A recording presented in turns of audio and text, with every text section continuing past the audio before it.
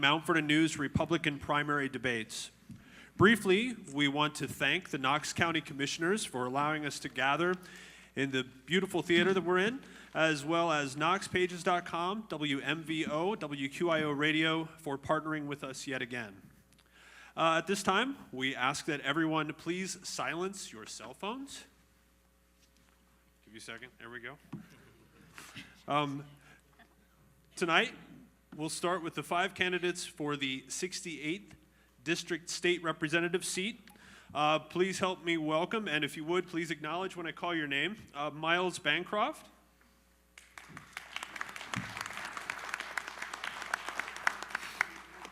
Rick Carfagna.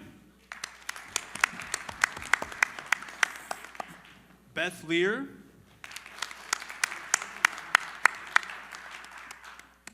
Patrick Quinn. And Jason Rogers.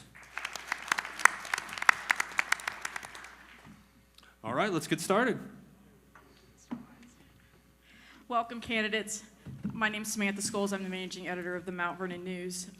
I do want to caution you that because everyone's here tonight, we're going to try to go as quickly as possible to get as many questions in, so we will be very strict on the time constraints. Bethany is sitting here in front of me. She will have cards up for you to be aware of the time frame that we're in. So let's get started. We drew some numbers earlier to start things off. Mr. Carfagna, you can start with opening statements. You have 2 minutes, sir. Good evening. I'm Rick Carfagna. I'm running to be the next state representative for the 68th Ohio House District. First, I'd like to thank Mount Vernon News, Knox Pages, and WMVO for organizing and providing this opportunity for both the candidates and the public. I'd also like to thank all of you attending this evening, those who are listening on the radio, and those who are going to be watching this later on, for taking the time to become informed voters. I'm running for this office because with Representative Rule being term limited, we need to ensure that we have a seamless transition of leadership. But we also need to make sure that we have a strong champion for our region's interests down in Columbus. Knox and Delaware counties have challenges both shared and unique, but they also have many good stories to tell. So it's important for us to have an effective advocate. What I offer is the right balance of private and public sector experience for this job. Because it's important to have both. You need to have someone who can navigate bureaucracy to get things done. But more importantly, you need to have someone who can relate to the anxieties and the frustrations of working Ohioans. I've worked both ends of the private sector spectrum. I was raised in my family's small grocery store, doing every sort of dirty job imaginable. I know the physical and the emotional tolls that are involved with mom and pop businesses. On the other hand, for the past 13 years, I've worked for a major corporation. I know what it means to work under deadline, to be evaluated, be held accountable, and even to fear for your job. I also offer a strong record of local, nonpartisan community leadership. The people of Genoa Township, the district's most populous community, have twice elected me, and overwhelmingly, as their township trustee. And having previously served as a legislative aide in the Ohio House, I fully understand the demands and the expectations of this office. My goal is simple. If elected, I plan to work constructively, establish some credibility, and generate enough influence that we can then leverage to do some meaningful things for Knox and Delaware counties. I hope you'll give me that chance. Thank you. Thank you. Mr. Bancroft. Thank you for the kind welcome this evening. And my name is Miles Bancroft. I am a business person and church elder in Westerville, Delaware County. And I know that as a citizen, which is what I am first and foremost, someone who was primarily a voter and is just now making my first foray into the political scene, that really what you're interested in is not so much our stories or not so much what it is that we think we bring to bear. As a voter, I always wonder, what is that person going to do to maintain my freedom? What is that person going to do to limit the government's impact, the state government, federal government's impact on my life on a daily basis?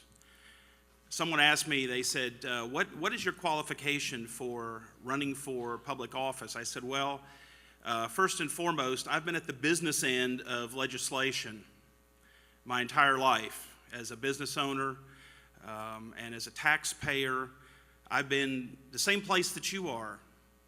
And when bad legislation is made, it impacts us all. It seems like many times these days, the only law that is not considered when legislation is made is the law of unintended consequences. And we see this time and time again, that laws are made in order to somehow improve our lives or take care of us as the public, and yet it has a negative impact. So as we speak this evening, and as we give you our vision for the state of Ohio, I thank you for the opportunity to come visit with you, and we're grateful for this time. Thank you. Mr. Rogers? Hi. Appreciate everybody being here, taking time out of your evening to become educated voters. I'm Jason Rogers, running for the 68th House State Representative position. And if it sounds like I'm nervous, it's, well, because I am. I don't do good in these situations for speaking publicly. I'm more of a town hall person where I can talk one-on-one with people and let you know actually who I am and what I'm about and have a good conversation. So, husband of 22 years, father of 3. I've had a career as a biomedical engineer for over 20 years. Been on the Hilliard Township Board of Zoning Appeals, veteran, almost 10 years of service.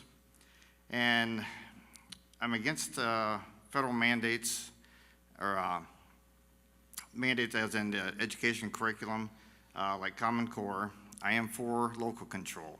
The best government is local government. And as you sit out there and listen on the radio, and you'll be watching later, is you see 5 people up here, and you need to decipher between the 5 of us and what makes us the best people or the best person for this position. So things that set me apart is I'm the only candidate that started a successful business that is growing and expanding the number of employees. I'm the only candidate that has dared to be a school board member and has been reelected and understands education from the inside out. I'm the only one that's in agricultural by having a small family farm that raises cattle. I believe in the Second Amendment, and I'm the only candidate I believe that is a life member of the NRA.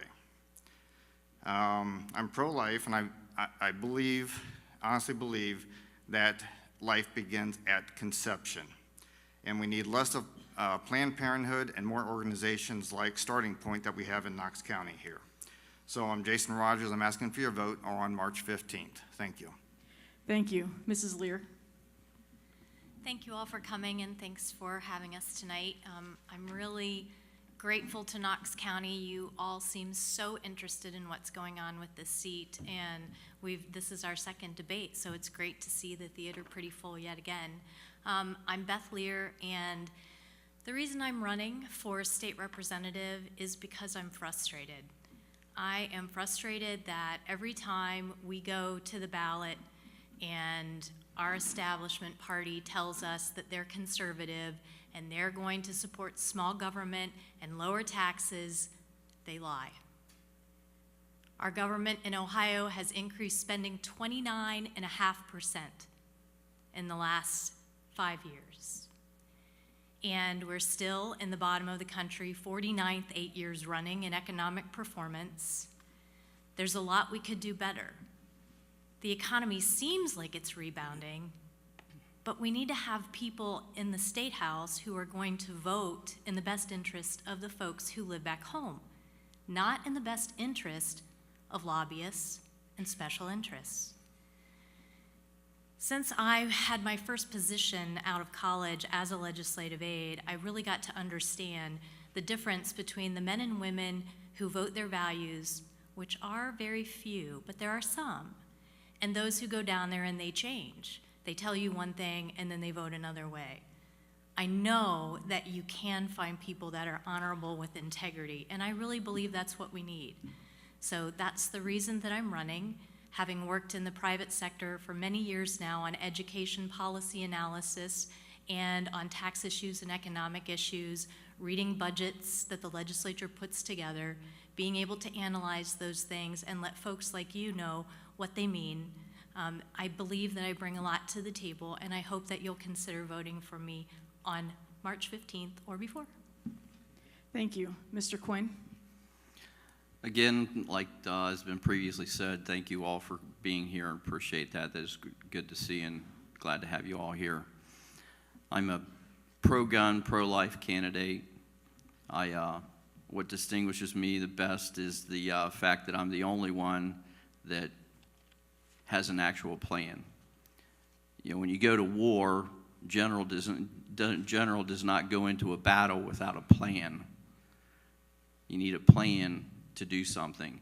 I have a plan that will start on. It's a three-part plan involving schools.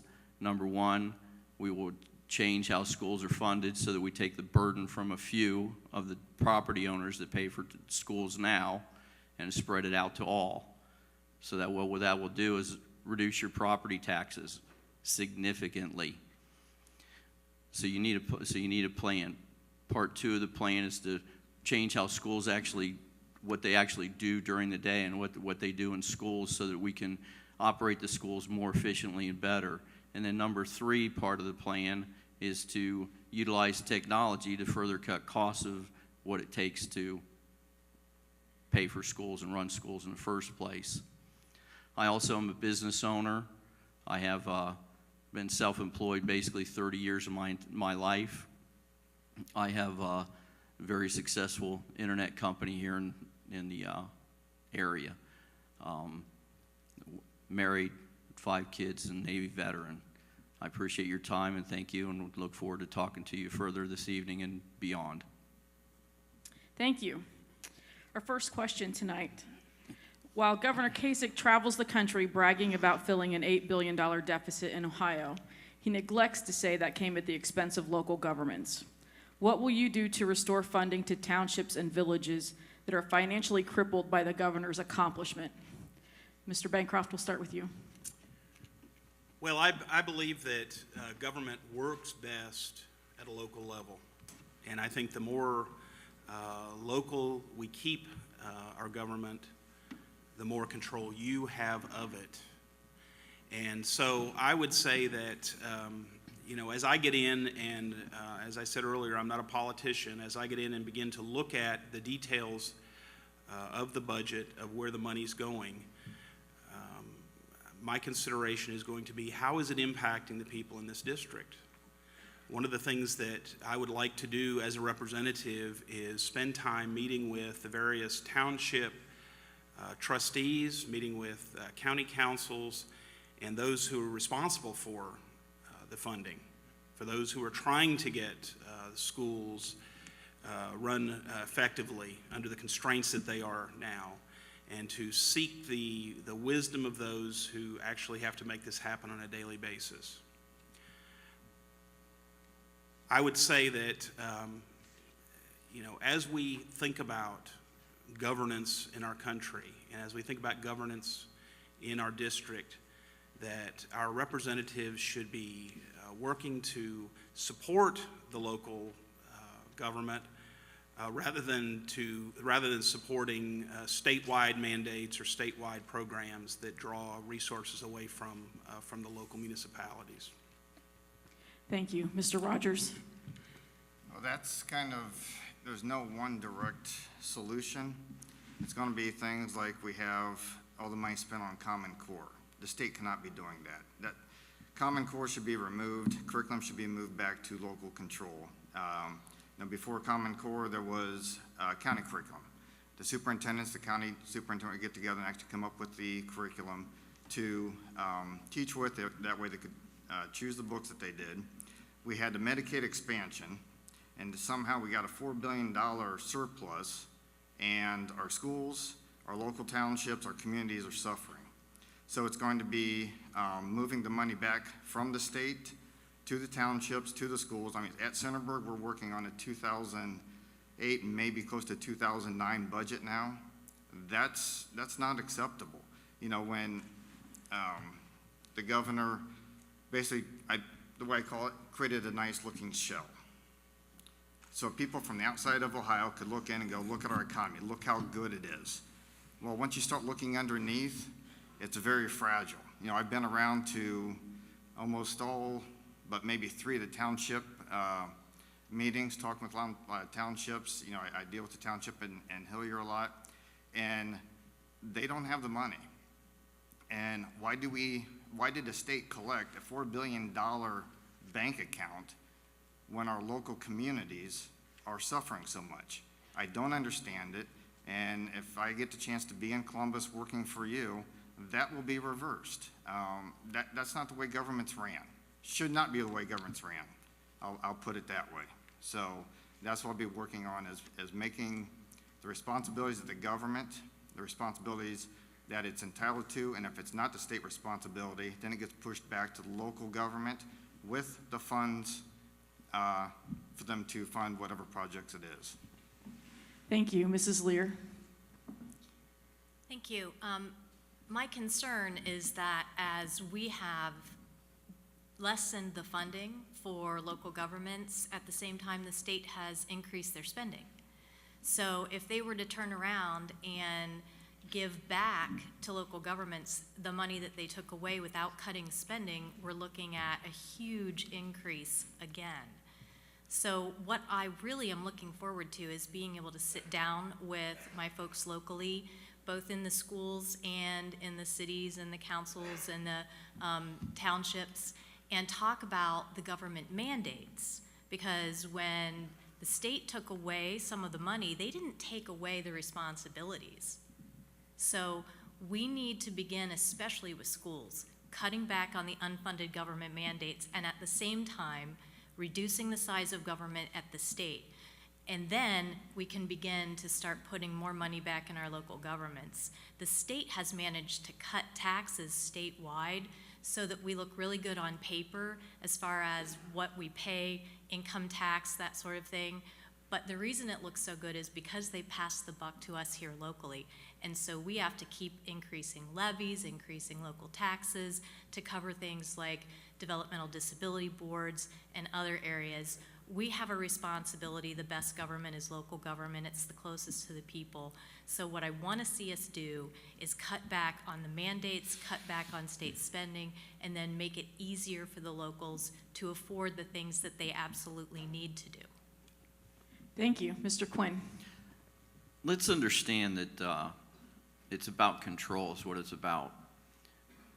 There's only a couple of places where dictatorships run well.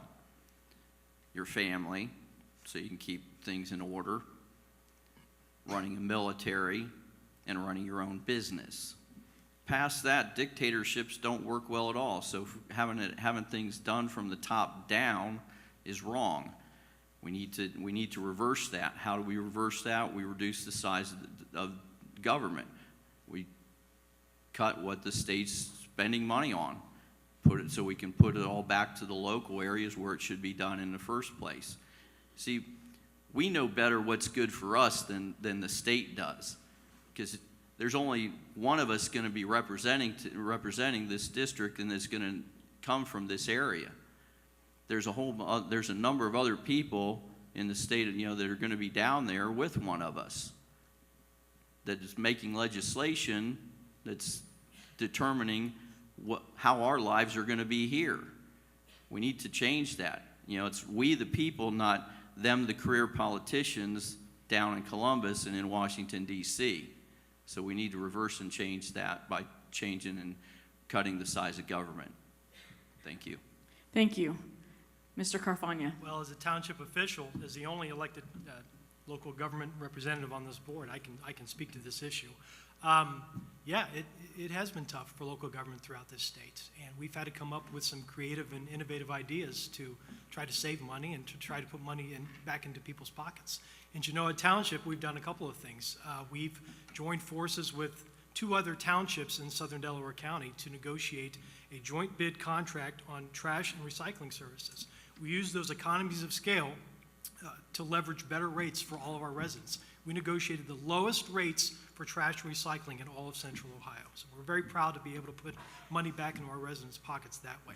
I led the efforts last year to put natural gas and electric aggregation on our ballot.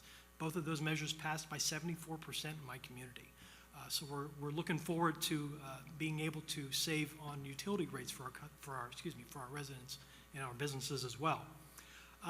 You know, I'm a township trustee, and there's not a lot of us down in the legislature. There used to be a lot more of us, and I think you need to have people that have a local government background serving in the legislature that, excuse me, understand the consequences of the policies that are being enacted.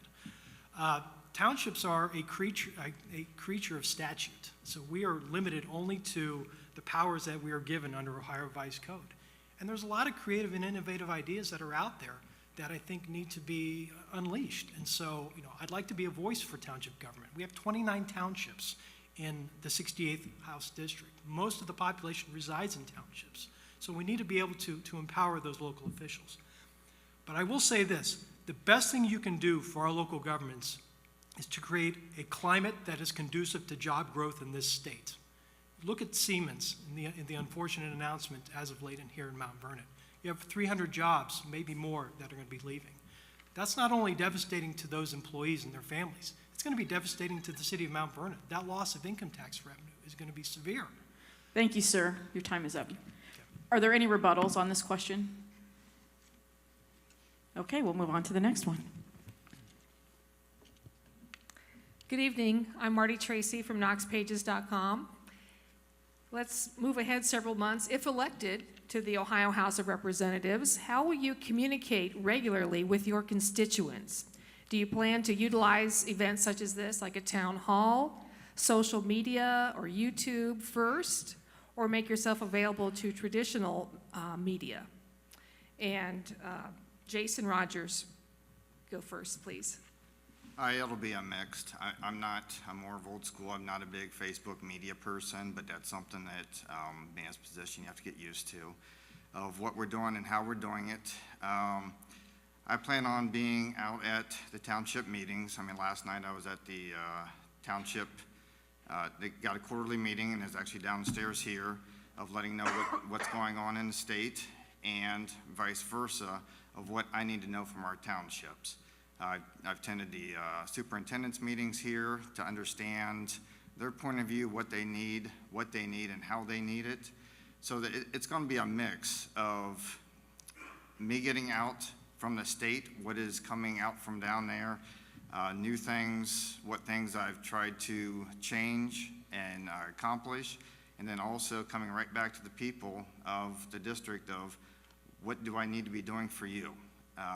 And from all different levels, from the individual person through to different community governments and organizations. Thank you. Mrs. Lear?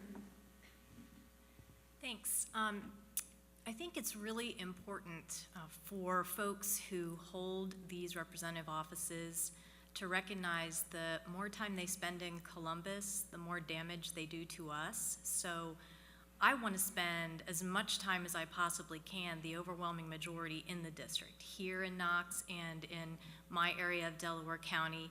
And there are so many different ways, as you had noted, that we can keep in touch with folks.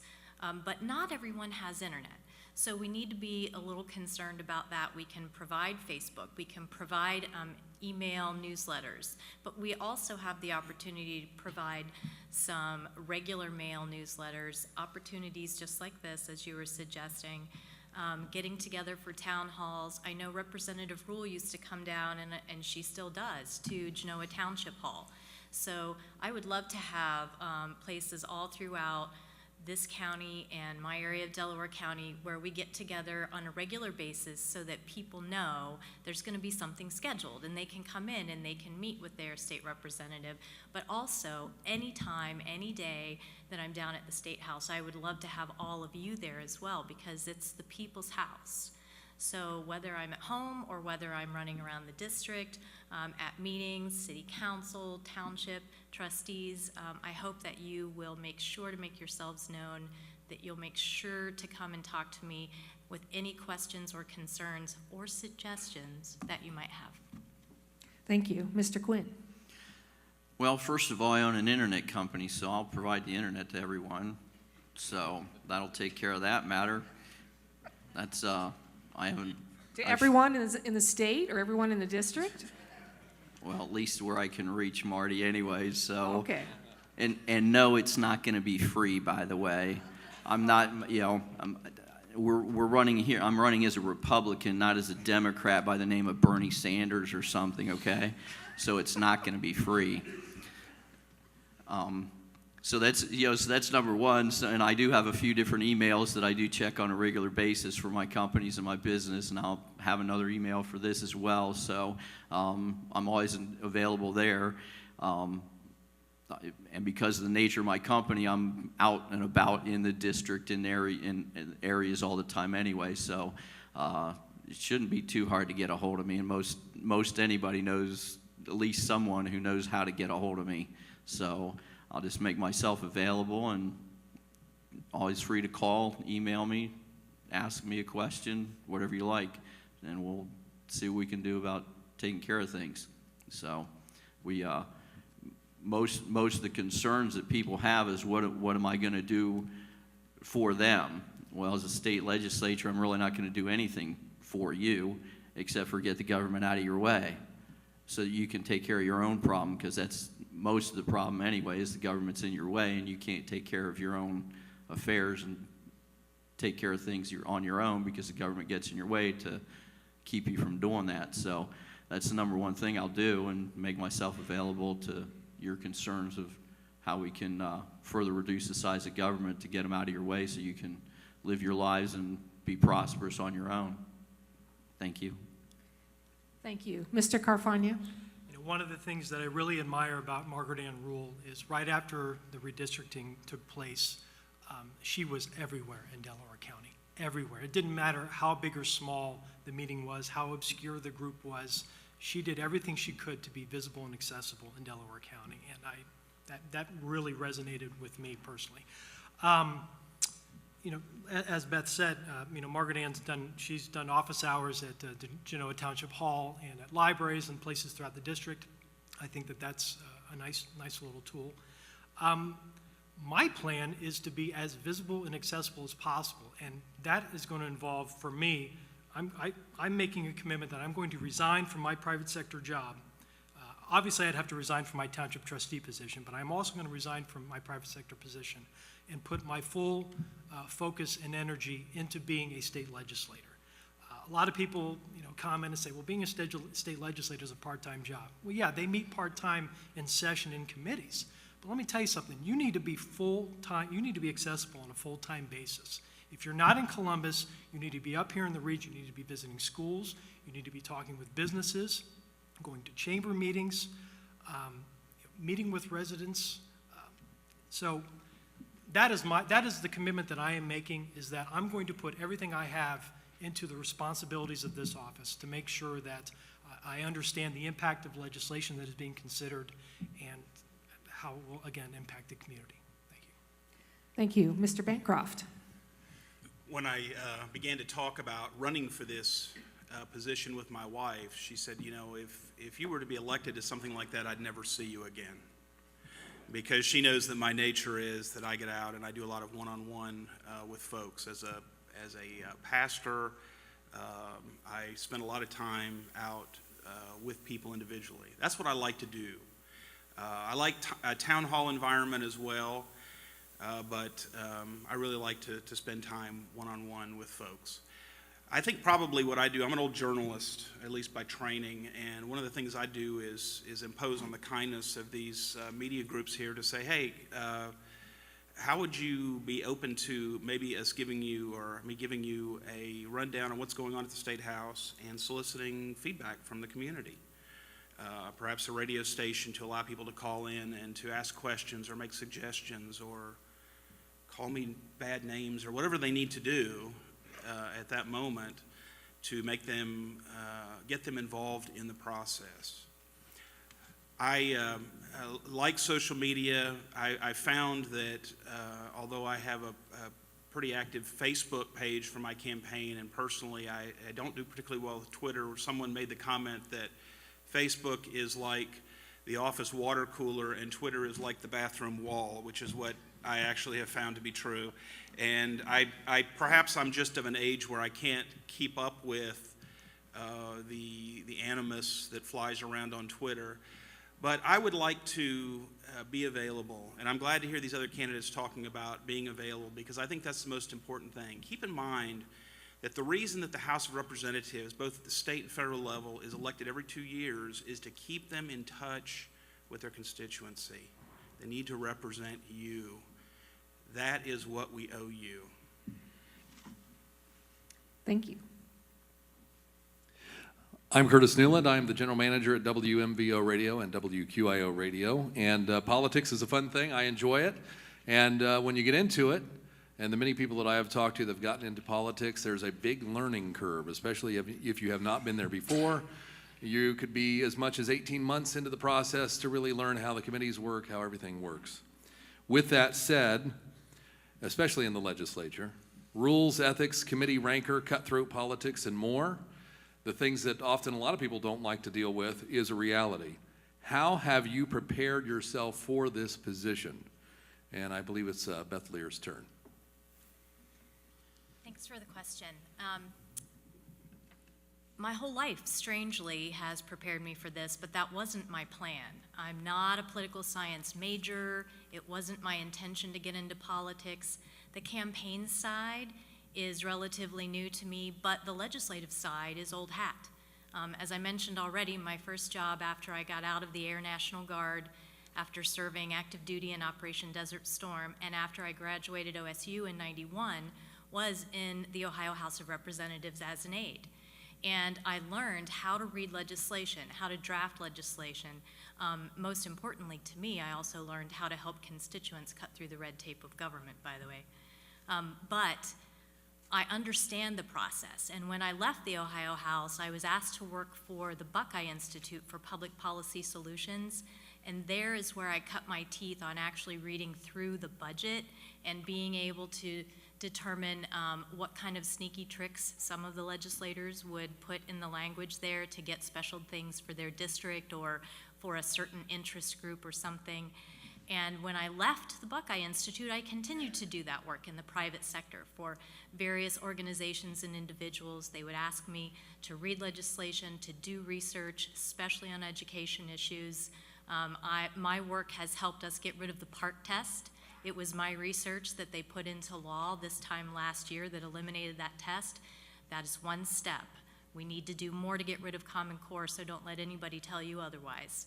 And I've worked in the volunteer area as well. I was the Central Ohio coordinator for the End the Ohio Estate Tax campaign, and that was very successful. You haven't had an estate tax in Ohio since January 1, 2013.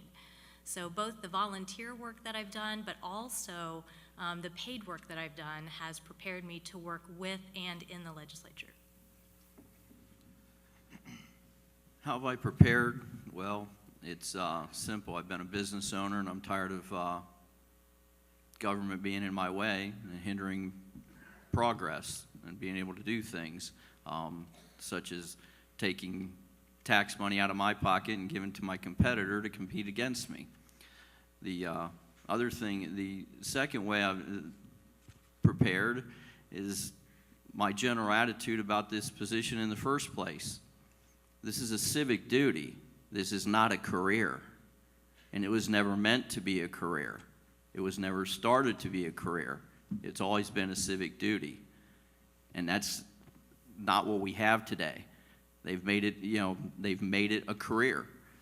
When you look at the industrial stats of the United States and you see politics in the top 10 industries, well, politics is a civic duty, so how can it be an industry unless you've turned it into a career?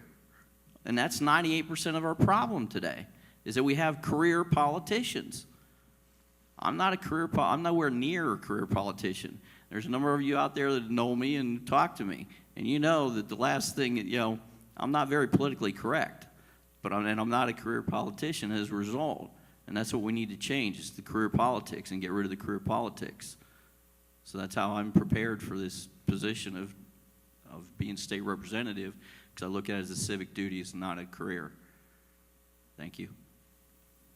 I've worked in and around government since I graduated from college back in 1999. When I first got out of school, I worked down at the state legislature. I was a Legislative Service Commission intern for a couple different legislators, and that turned into a legislative aid position. So I ran our office for a state legislator. I staffed committees. I wrote speeches. I dealt with constituents. I've done all the work that a state legislator needs to do. After a brief stint down at the Ohio House, I got a private sector job. I work for Time Warner Cable. I deal with local governments, and I have to proactively and reactively work with about 400 local governments throughout central and southeast Ohio, ranging from the smallest of villages and townships to the city of Columbus. I have to deal with a variety of personalities, and I've had to really hone my diplomacy skills over the years and understand how local government works.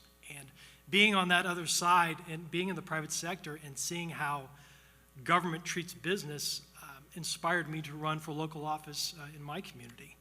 And so I've been proud to work for the last 6 years as a township trustee, in addition to keeping my private sector job. And but I've kept my relationships in place over the years with a lot of the folks down in the legislature. I worked with the Ohio Township Association to pass legislation that broadened the investment tools that townships have. So it's going to result in townships that can earn more interest on the money they have in the bank. But in any case, I mean, I'm prepared because I have really good relationships in place with our county officials, with our state officials, with our congressional delegation, with the stakeholders that we're going to be working with as state legislators. And I think that that's something that's really going to be an asset because I've got a network in place and I'm ready to work with folks and move policies forward that are going to improve our region. Before we move on, I would be remiss if I didn't mention, because we have a radio audience, our last two speakers, and that was Patrick Quinn just before Rick Carfagna there, and then Beth Lear started us off with this round. And now we move on to Miles Bancroft, and your answer. Well, when I started into this race, I began to look at what the primary qualifications were. And from what I can tell, is the ability to read is a very important one. And one of the things I've noticed with legislators around the country is they don't seem to be able to read or listen. They don't have values that are rooted by the integrity that they bring to the office. So I started out reading the Ohio Constitution. I grew up in North Carolina and also in the South Pacific, and so I didn't go through Ohio history like many of you did, or most of you did probably. So I had to start myself. I had to teach myself, and so I started to read the Ohio Constitution, and I started to notice key dates in the Constitution. Years like 1912, where a lot of things were going on, and I didn't understand exactly why so much was going on in 1912, so I went and bought a volume of books on the history of Ohio law, and I started reading about Mr. Bigelow and his progressive changes that occurred at the beginning of the last century. These are all things that impact us today. We think that they don't. We think sometimes that the state legislature, municipal governance is a stepping stone to something higher. This is the level of government that impacts your life on a daily basis. Everybody's watching the presidential election right now.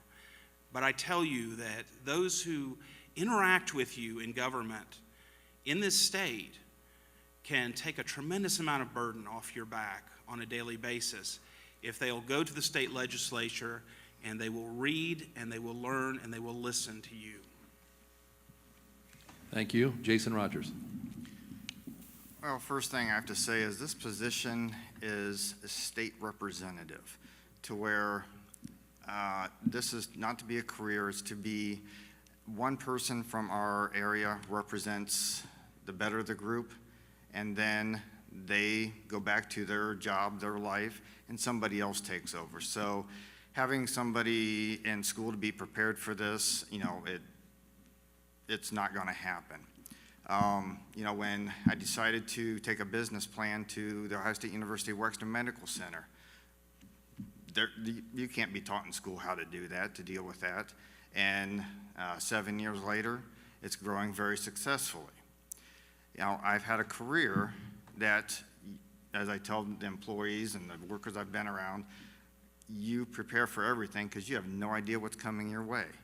You know, on any given point in time, any given day, I can be called in an OR, stat, and have a surgeon looking at me saying, my anesthesia unit is not working. You have 3 minutes.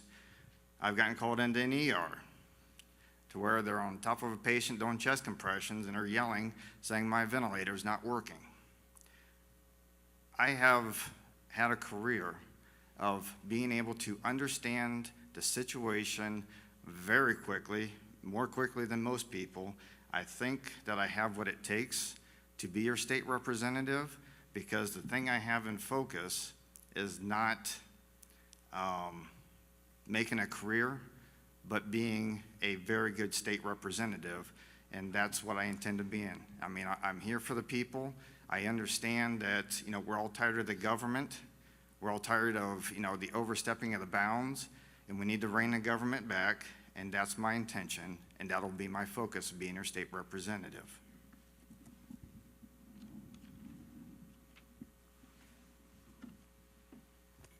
Okay, next question. State law determines the parameters a judge must follow when sentencing criminals.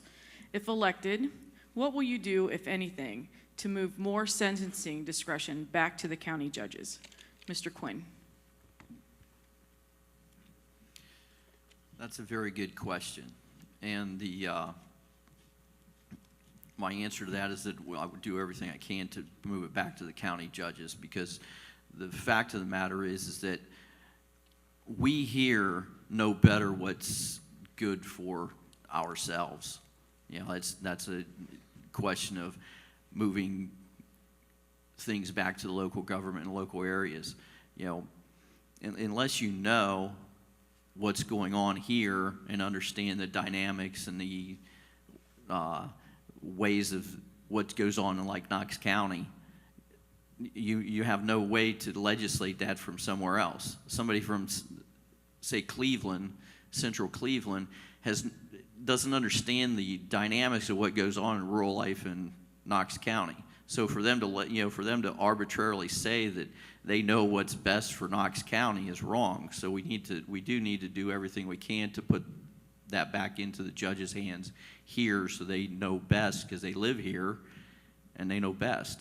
One of the candidates for judge has, you know, I've heard him say that, you know, one of the best ways to be a good judge in the area is to be a good neighbor. Well, there's a lot of truth to that, because you know who's around you, you know what's best for them. You know, sometimes if a kid gets in trouble, let's say that probably what he really needs is just a little stiff shaking up and say, look, you need to just straighten it up. We know you come from a better upbringing than that. We need to take care of you. Somebody from Columbus can't legislate that because they have no idea. So we do need to transfer power back to that and do everything that is necessary and can be done to see to it that the local people, judges like that, have that kind of control to do what they need to do to best solve the entire problem for individuals in their areas. Thank you, sir. Thank you. Mr. Carfagna. Well, we need to be doing more to empower our area judges, to provide them the discretion that they need in sentencing. I'll give you a perfect example.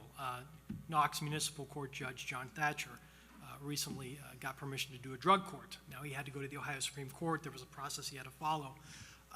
But that's going to give a lot more leeway to combat the drug problem that is devastating both Delaware and Knox counties.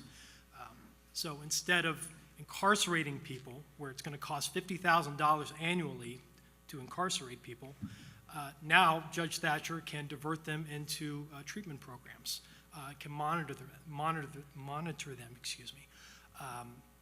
You know, we can try to get folks onto a Vivitrol to combat their drug addictions. So, you know, I'm not an attorney. I don't know terribly much about the judicial system, but I do understand that we need to empower local officials, and especially our local judges, and again, just give them the discretion that is needed when dealing with offenders. Thank you. Mr. Bancroft? Well, I probably know more about this than I want to, because one of my avocations as a lay pastor is visiting young men in prison here in Ohio. And one of the young guys that I visit is in North Central Correctional in Marion, and is an Afghan and Iraq war veteran, came back with PTSD, and in self-defense killed somebody with a gun. Now, he was ruled to have committed negligent homicide, was found guilty of that, but because of the fact that he had been a licensed gun owner and had a permit for that, he was not aware that he had to turn it over because of his PTSD, and because of that, he had a mandatory, I can't remember if it was 3 or 4 years tacked onto his sentence. I would like to see the local judges be able to deal with individual instances like that, and I would like to see the local judges in communication with the state legislature to say, this is what we need. Can you help us? Can you go in and can you advocate for us to deal with this type of situation where the one-size-fits-all sentencing doesn't make sense, and we're actually doing more harm to the young men, to their families, and to the community than we would be if we gave some discretion to those who better understand the situation. Thank you. Mr. Rogers? Well, this is one of those questions, as you start getting towards the end, everybody takes your answers. But, you know, it goes along the line with everybody's saying. Our judges need to have a little bit more power of the discretion. Our jails are getting, congressional or correctional institutes are getting overflowing with people that maybe don't need to be in them all the time. We can come up with other programs that the tax dollar or our tax money is not going to the jails and correctional institutes to keep these people incarcerated for this long a time. I mean, like Miles was talking about, there's certain people that our judges see. I mean, they're human beings too, that they see, here's something mandated, but it's not justified. I'd like to see them have a little bit more discretion to where they can have different programs they can place people into that are more beneficial to that person and to the society, so we can get the people back out on in the workforce and keep them out of our jail. Thank you. Thank you. Mrs. Lear? Well, one of the problems we have as legislators is we have to wear many hats, and we don't know everything, which is why it's so great to be able to have good folks back in your district that you can go to and talk to. I'm really looking forward to being able to work with the judges on this issue. A lot of these mandatory sentencing laws, they were good intentions for the most part, thinking that we're going to crack down on crime and we'll discourage people from getting involved in drugs and things like that. Unfortunately, as most of you know, it hasn't worked out the way the legislators had hoped. Often what you get is a knee-jerk reaction to an incident that may have occurred, usually in a legislator's district, and they don't have the long view of what is this actually going to do to other people over time. Often there's a short view of how can I get my face in the paper, or just a legitimate desire to try to fix this so it doesn't happen again. But you have to be able to have a cool head and think these things through with some input from the folks like the prosecutor and the sheriff's department and the judges. How is this actually going to affect folks? So I'm hoping that I'll be able to sit down with a lot of these people here in Knox and in Delaware County and take the information back to the legislators and share it with those who may want to do something that's a little too expedient but not really in the best interest of all Ohioans. Thank you. We have made it through most of the hour, so what we're going to do is go ahead and go to closing statements. We'll just continue with the order that we've been going in. So, Mr. Carfagna, we'll start with you. Okay. My thanks to everyone who's listened and participated this evening.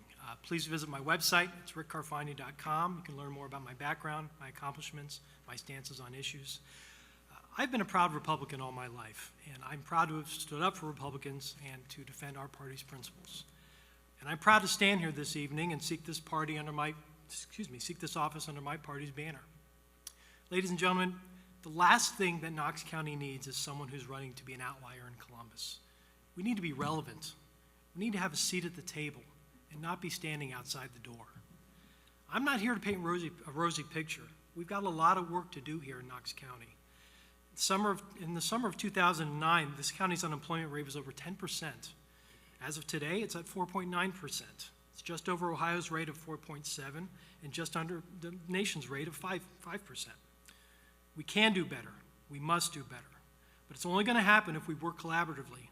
It's not going to happen if we're constantly pointing fingers, undermining each other, and challenging each other's conservative credentials. Ladies and gentlemen, this isn't Washington, D.C. The party dysfunction you see on the cable networks is not the climate down at Broughton High. Our state leaders are working to turn this economy around. Unlike Governor Strickland, they balanced the budget without a bailout from Washington. They cut taxes by $5 billion since 2011. They've been working to create a more stable environment for job growth. But let's be clear, they did it only by coming together and showing solidarity to make tough choices for the betterment of Ohio. And so I'm running to join with fellow Republicans across the state to build on those efforts and to champion new initiatives. I'm proud to have the formal endorsement of the Ohio Chamber of Commerce and Ohio Right to Life. My wife and my 9-year-old daughter deserve to have a credible voice down in Columbus, just as your spouses and your children and your businesses all deserve to have someone looking out for them. I'm Rick Carfagna. I humbly ask for your vote in the March primary. Thank you. Thank you. Mr. Bancroft. I would like to be able to say that I'm the best candidate for this job. I would like to be able to say that, but I can't because, to be honest, although I've gotten to know these folks quite a bit better over the past few months, I don't know them perfectly, and I don't know what their capabilities are. So I can't say that I'm the best person. But what I would suggest to you is that you can determine that by going out and investigating who is asking or who is volunteering to represent you in Columbus. The choice is yours. When I was, many years ago, when I worked for a Fortune 500 company, I owned a little bit of company stock through the 401k, and every year they would send out proxy ballots for the board of directors, and they would ask me to sign it saying, yes, just vote for the people that we want you to. And within the next few weeks, you're going to get some proxy ballots from the Republican Party in both Delaware and in Knox County saying these are the people you need to vote for.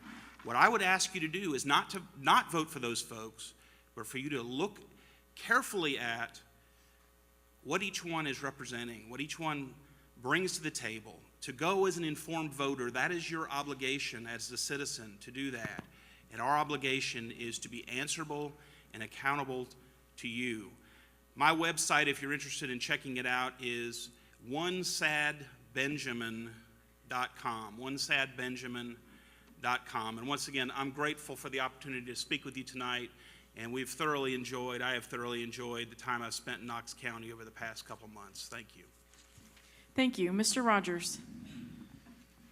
I appreciate everybody being here and the time you've taken to come out and become more educated about who you're voting for up here. I'm a proud conservative, and as your state representative, I don't want to be a yes person and I don't want to be a no person. I want to be an educated vote in Columbus for you. If I say yes, I want the people back here to understand why I said yes. And if I said no, I want to be able to tell the people down there no, because the people in my district have said A, B, and C, and that's why I'm saying no. I hope that over the course of this evening you found out I have a very diverse background. I can talk to a lot of people, especially in our community, from the townships on the eastern side that are struggling, the farmers, the business people. I understand a lot about what's going on. I don't know everything. I don't mind coming back to people and saying, I don't know anything on this subject. I need to have some people with specialty that I can go to and tell me what's going on, what I need to know. I'm not going to promise I know everything. I'm not going to promise everybody the world. What I will promise you is that I will represent you in a way that you will be proud to have me as your representative. That is my goal, because, as I tell my kids, that's my goal. For when my kids take over the next generation, that they can look back and say, yep, Dad did it right. So my website is jasonrogers.info. I would appreciate your vote on March 15th or before if you're absentee ballot. So thank you for being here tonight. Thank you. Mrs. Lear. Thank you for calling me Mrs. Lear, by the way. I'm really proud of that title and the fact that my husband has put up with me for almost 24 years and 2 kids later. I'm just wondering, I actually have a question for all of you. How many of you here are tired of politics as usual? I know I am. You are so fortunate because there's not a single person sitting at this table that has a legislative record that you can look at and see how did they vote. And you are so unfortunate that there's not a single person at this table that has a record, so you don't know how they voted. How are you going to determine who is closest to your values? I'm a constitutional conservative. I've been a Republican all my life. But how do you know that what I say is what I'm going to do when I go to Columbus? I hope that you'll take the time to investigate my website and any information that I drop at your door, because I'm trying to hit as many as I can. The website's bethlear.com. And there you'll be able to see that there's law in effect that I had a hand in writing. I've witnessed to many different bills, pro or con, testified on behalf of some and against others. The estate tax, getting rid of prevailing wage requirements for port authorities was something I worked on with my state senator and my state representative, and my work in the private sector and as a volunteer with school issues.